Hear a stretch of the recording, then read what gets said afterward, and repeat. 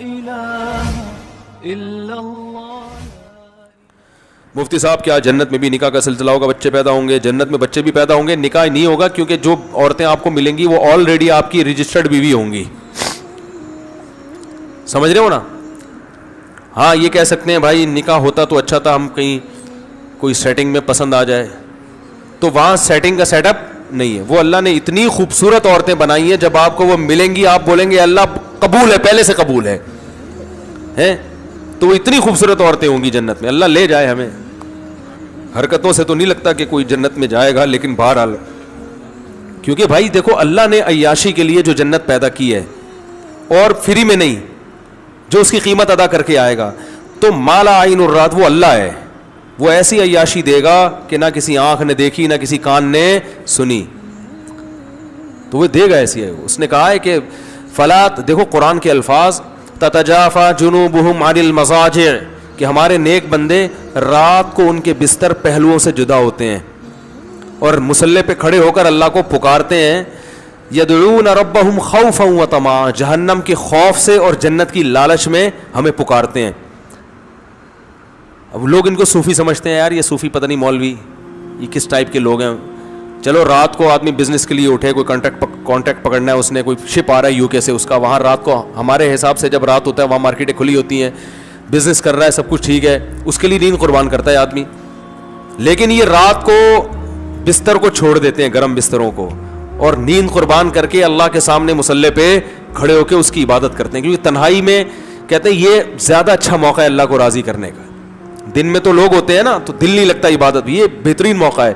تو اللہ فرماتے ہیں جو ایسا مجاہدہ کر رہا ہے, فلا تعلم نفس, کسی نفس کو معلوم نہیں ہے, ما اخفی لهم من قرۃ اعین, ان کی آنکھوں کی ٹھنڈک کا کیسا سامان ہم نے چھپا کے رکھا ہوا ہے.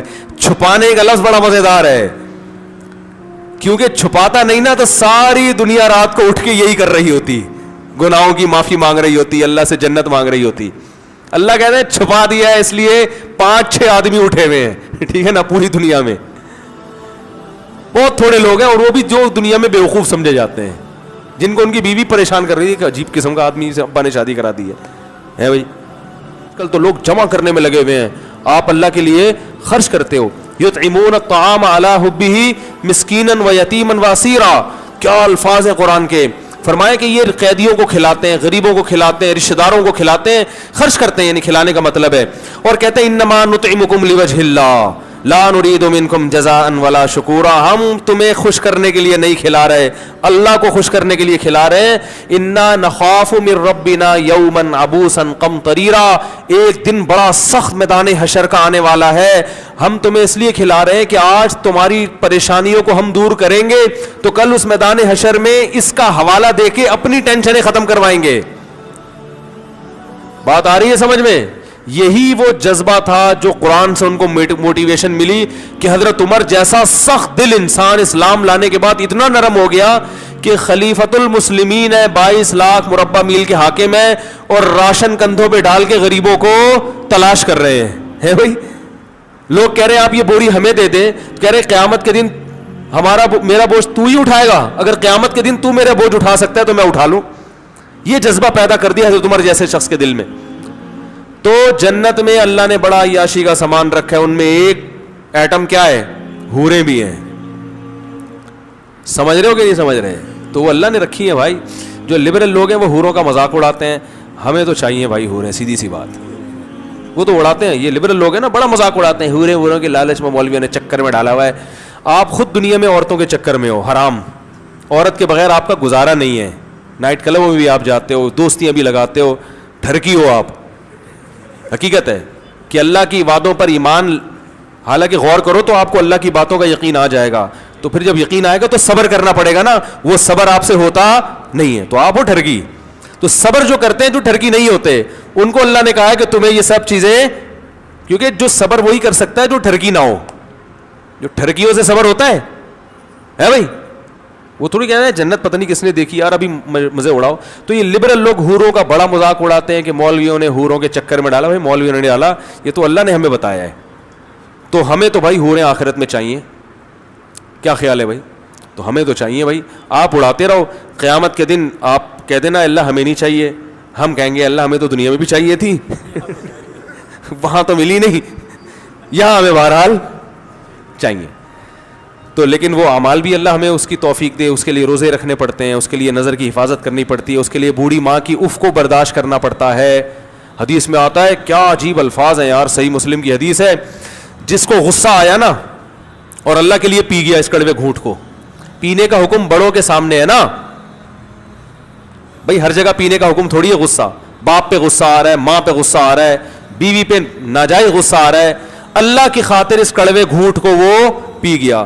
نبی صلی اللہ علیہ وسلم نے فرمایا اللہ اسے قیامت کے دن بلائے گا, فَيُزَوِّجُهُ مِنَ الْحُورِ الْعِينِ مَا شَاءَ, جس حور پہ ہاتھ رکھے گا نا اس سے اس کا نکاح کرا دے گا. آپ کہہ سکتے ہیں ابھی میں کہہ رہا تھا نکاح نہیں کرائے گا, ابھی نکاح کرا رہا ہے اللہ تعالیٰ, تو مطلب بتا دے گا یہ تمہاری ہے. میدان حشر میں, ابھی جنت میں تھوڑی گئے ہیں ابھی. تو اب سوال پیدا ہوتا ہے, علماء کہتے ہیں جیسا عمل ہوتا ہے نا بدلہ ویسا ہی ملتا ہے. تو غصے کا علاج میں حور کیوں مل رہی ہے؟ کوئی آپس میں مناسبت تو سمجھ میں آ نہیں رہی ہمارے. کیا ہو گیا بھائی غصہ پیا ہوتا تو ایک گناہ معاف ہو جاتا, یوں ہو جاتا. غصے اور حور میں کوئی مناسبت ہوگی تو مل رہی ہے نا. ارے جیسا عمل ہوتا ہے اسی کے حساب سے بدلہ ملتا ہے بھائی, جزا من جنس العمل ہوتی ہے.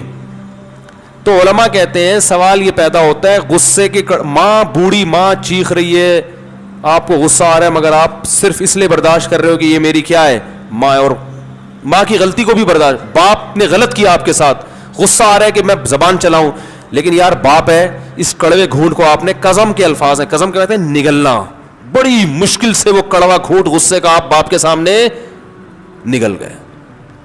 بیوی پہ غصہ آ رہا ہے لیکن آپ نے کہا کمزور ہے بیچاری یار, میں بھی چاہتا ہوں میری بیٹیوں کی غلطیاں میرا سسرال میرا داماد برداشت کرے, تو یہ بھی کسی کی بیٹی ہے, غلطی ہو گئی برداشت کر لو. دل چاہ رہا ہے کہ رکھ کے چماٹ لگاؤں, ہے لوگ کہتے ہیں نا رکھ کے چماٹ مارا میں نے, دل چاہ رہا ہے, لیکن اللہ کے لیے کہ یار اس کو بھی جینے کا حق ہے, غلطیاں کرنے کا حق ہے اس کو بھی. اللہ کے لیے کڑوا گھونٹ آپ کیا کیا, پی گئے. پینے کا لفظ کیوں ہے پتہ ہے؟ اس لیے کہ جو چیز پی جاتی ہے فوراً نگل جاتا ہے, چبانے میں اس خطرہ ہوتا ہے کہ تھوک دے. کڑوی چیز ڈاکٹر آپ کو پلا دیتے ہیں, کریلے کا جوس ایک سانس میں پی جاؤ تو پی لیا جائے گا, کریلا چبا کے کھانا کسی کی طاقت نہیں ہے, تو اس لیے پینے کا ذکر ہے کہ ایک دم سے نگل لو بس. تو اس پہ حور ملے گی, جتنی حوریں ہیں نا ان میں سے اللہ کہیں گے سلیکٹ کرو کون سی والی. میرا خیال ہے پاکستانی کو 6 مہینے تو سلیکشن میں لگ جائیں گے کیونکہ یہاں رشتہ سلیکٹ کرنے میں 15 سال لگتے ہیں, جس بیوی کے ساتھ 10-15 سال رہنا ہے, کیونکہ 40 سال میں شادی ہو رہی ہے, 10-15 سال ہی رہنے کی عمر ہے اب, تو 10-15 سال جس کے ساتھ رہنا ہے اس کو تلاش کرنے میں 10 سال لگتے ہیں, تو جس کے ساتھ ہمیشہ جنت میں رہنا ہوگا اس کی سلیکشن میں پاکستانی بہت ٹائم لگائے گا بھائی ٹھیک ہے نا. تو اس لیے یہ ہوگا کہ مرد کے لیے سب سے زیادہ اٹریکٹیو چیز کیا ہے, عورت ہے, سب سے زیادہ اٹریکٹیو چیز. اس کے لیے وہ دیکھو امریکہ میں ایک گورنر تھا, بھی مجھے صاحب یو ایس اے سے ایک ڈاکٹر آئے تھے, انہوں نے بتایا کہ امریکہ میں ایک اسٹیٹ کا گورنر ہے, کسی لڑکی پہ عاشق ہوا بھاگ گیا, ٹھیک ہے نا, کہہ رہے گورنر ہے پتہ ہی نہیں کہاں شارٹ مارکیٹ سے, اس کو تلاش کر کے لا رہے ہیں, تو چھٹی لے کے جاتا ہے, اپلیکیشن دیتا ہے, کسی کو ہم بٹھاتے, گورنر ہاؤس میں گورنر کی سیٹ پہ گورنر ہے ہی نہیں, آسمان کھا گیا, زمین نکل گئی. 1 ہفتے کے بعد پکڑا گیا, پتا چلا کسی لڑکی کے عشق میں بھاگ گیا. اب سوال پیدا ہوتا ہے بھاگنے کی کیا ضرورت تھی؟ تو وہی وہاں قانون سخت ہے, جو میرڈ لوگ ہوتے ہیں گورنر لیول کے, ان کو لڑکیوں سے سیٹنگ کی اجازت نہیں ہوتی, یہ لا ہے نا وہاں کا, تو وہ چھپ چھپا کے پتلی گلی سے نکل لیے, ٹھیک ہے نا. اور وہ کلنٹن کا سنا, وہ آپ نے کلنٹن کا سنا ہوگا, مونیکا پہ عاشق ہو گیا تھا, امریکہ کا صدر ہے, میرڈ ہے, لیکن یہ عورت ہے ہی ایسی چیز, جب فتنہ میں پڑتا ہے نا انسان پھر برداشت نہیں کر پاتا. اللہ سب کو فتنے سے بچائے, اس لیے ہم کہتے ہیں شادیوں کو فوکس کرو تاکہ اس فتنے سے بچو. آ گئی درمیان میں, آج پورے بیان میں شادی کا تذکرہ نہیں آیا تھا, آ گیا الحمدللہ. تو بھائی حلال کر لو تاکہ حرام کی طرف نہ جائے نا قدم. تو اللہ اتنی یعنی کوئی خوبصورت حور کا آپشن اس لیے دے گا کہ آپ نے انتہائی کڑواہٹ برداشت کی ہے, تو جو چیز آپ کو, جس میں سب سے زیادہ آپ کو مٹھاس محسوس ہوتی ہے, آپ کی آنکھیں ٹھنڈی ہوتی ہیں, وہ چیز اللہ آپ کو دے گا.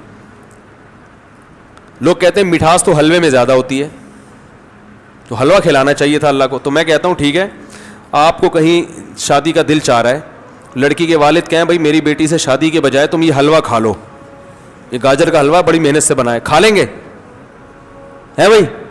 بولیں گے بھائی مجھے میں ساری زندگی کے لیے میٹھا چھوڑ دوں گا, آپ کے جذبات ہوں گے, میں روزانہ کریلے کا جوس پیوں گا, لیکن کہیں عشق ہو جائے تو آدمی یہ قربانی دیتا ہے اس کے لیے. تو اس لیے اللہ کو پتا ہے کہ یہ حلوے کی مٹھاس جو ہے نا یہ وہی بس یہ بنائی ہوئی ہے لوگوں نے. اصل جو مرد کی رغبت ہے وہ کس کی طرف ہے؟ سب سے زیادہ عورت کی طرف ہے. تو اللہ کہیں گے ماں کی خاطر کڑوا گھونٹ تو نے پیا, اپنے باپ پہ کبھی زبان نہیں چلائی, کڑوا گھونٹ پیتا رہا, اور کمزور عورت پہ ہاتھ نہیں اٹھایا, کڑوا گھونٹ پیتا رہا. اس گھونٹ کے بدلے میں جتنی دفعہ گھونٹ پیے گا نا یہ ایک حور کا مہر ہے. تو لبرل لوگ مذاق اڑاتے ہیں, اس بیان میں بھی دیکھنا نیچے الٹے سیدھے کمنٹس آئیں گے کہ ان مولویوں کو اس کے علاوہ کوئی تذکرہ نہیں ہے. تو ٹھیک ہے بھائی, آپ قیامت کے دن آپ نہ کہنا کہ اللہ مجھے نہیں چاہیے. ان تسخروا منا فإنا نسخر منکم. نوح علیہ السلام جب کشتی بنا رہے تھے نا تو لوگوں نے مذاق اڑایا کہ نہ کوئی سیلاب کا خطرہ ہے, نہ کوئی پیشگوئی ہے محکمہ موسمیات کی طرف سے, نہ کوئی سمندر ہے جو امڑ کے آنے والا ہے. مذاق اڑا رہے تھے. نوح علیہ السلام نے کہا تم اڑاؤ مذاق, ان قریب ہم تمہارا مذاق اڑائیں گے. تو بھائی جس کو حور چاہیے, اور سب کو چاہیے, میں سمجھتا ہوں جو بھی مرد ہے اس کو حور چاہیے, تو اس کو چاہیے کہ حور کا مہر ادا کرے. وہ مہر کیا ہے؟ ابا کے سامنے غصے کو جاری نہ کرے, اماں کے سامنے غصے کو جاری نہ کرے, بیوی کے سامنے غصے کو جاری, بولو نا بھائی.